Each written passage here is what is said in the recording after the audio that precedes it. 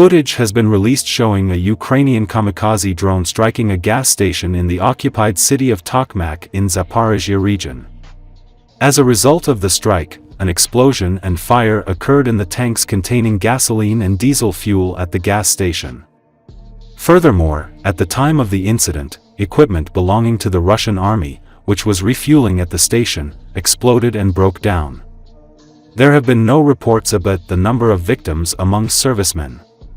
Employees of the Ministry of Emergency Situations who were brought to the scene of the incident put out fire were injured as a result of a repeated explosion.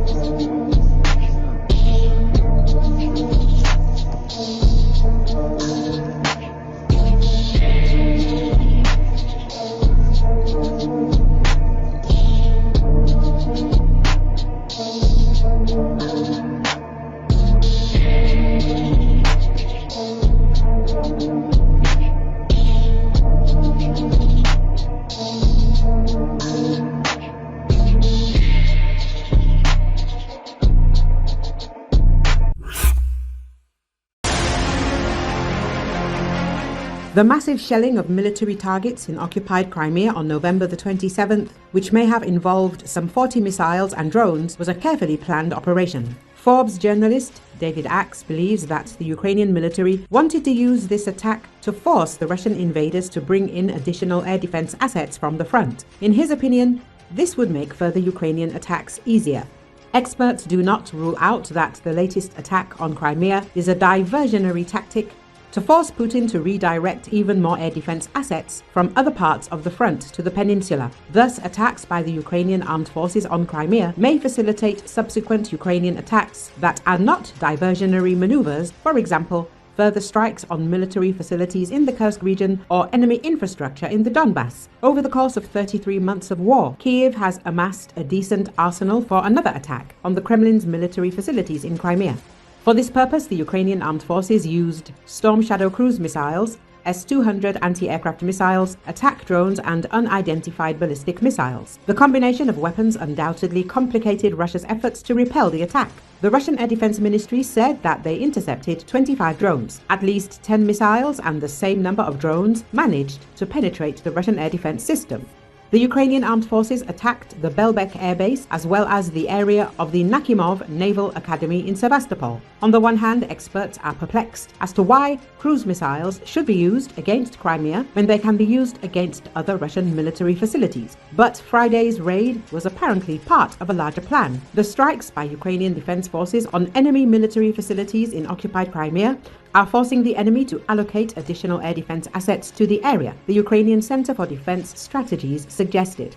The deployment of air defenses to Crimea, combined with the escalation of Ukrainian attacks on the Russian Air Force's best S-400 anti-aircraft missile batteries, could create gaps in air defense coverage. This is especially important for Ukrainian forces in Kursk, which are fighting hard to hold off much larger Russian and North Korean forces. The Ukrainian Air Force and Army are trying to make the unequal fight fairer by blowing up supply depots and headquarters in and around the area. A deep strike in the south could give them more options to attack those critical targets in the north.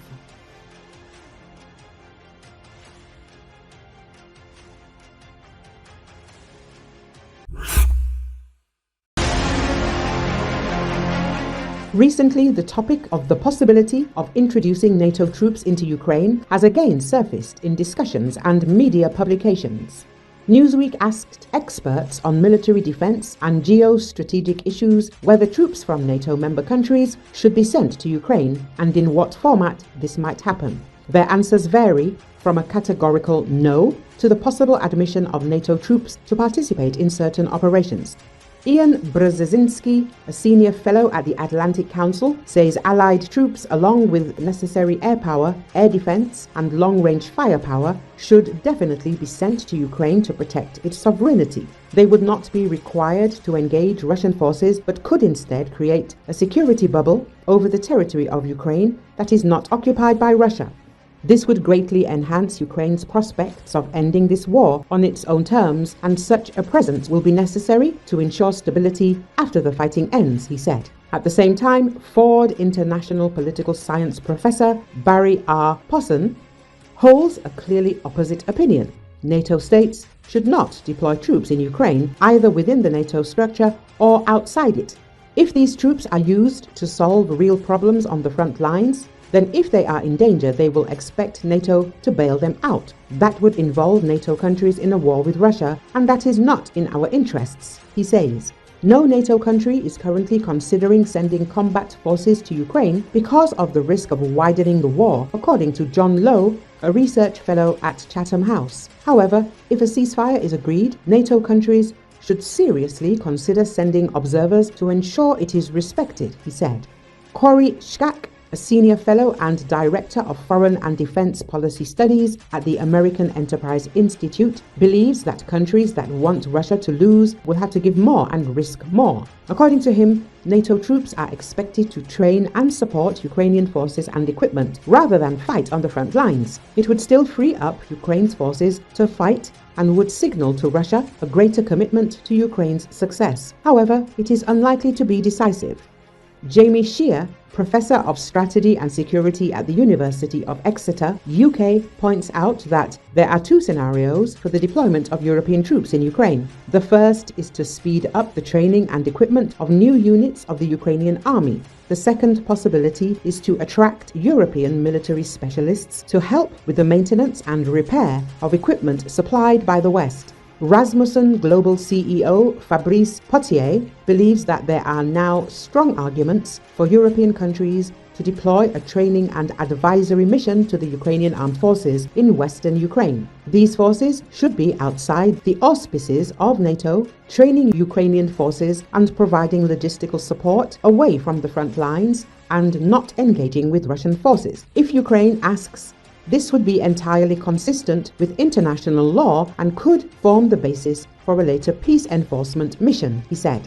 Liana Fix, a fellow at the Council on Foreign Relations, also believes that a military coalition of European NATO member states, with the support of the United States, is needed to send troops to Ukraine. This is the only opportunity to provide Ukraine with security guarantees that will ultimately make a ceasefire possible and acceptable to Ukraine. She believes